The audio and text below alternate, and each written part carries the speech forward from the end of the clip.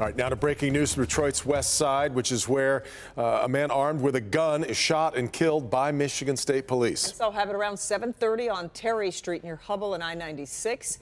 Investigators say this started with a man flashing a laser at a state police helicopter. Pamela Osborne joins us live with more. Pamela. Kimberly, it was more than a laser. That man, police say, was armed with several guns, and he actually was shooting up at that Michigan State Police helicopter. It's what they found inside of his home, though, here on Terry Street. That is a major focal point of the investigation going forward.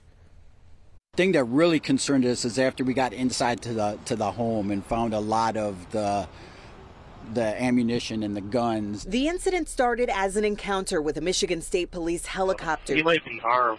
He almost looks like he's holding a long gun pointed at us right now. You're listening to their scanner traffic. State police say a man in the area of Terry and Tyler, that's near 96 in Greenfield, was flashing a laser up at the helicopter. Officers there radioed down. Yeah, he's shooting at us right now. As they were walking up on foot, they saw a second laser go off towards the helicopter. At that time, they heard gunfire. Well, first I heard the helicopter. So the helicopter was just, swarming around.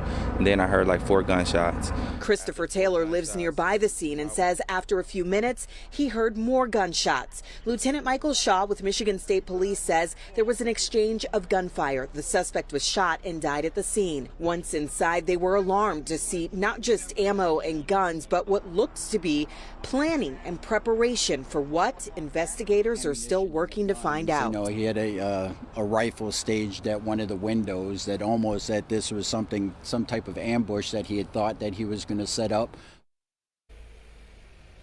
And there were so many guns, so much ammunition inside of that home. Police were not even able to give us an idea of exactly what it was they were working with.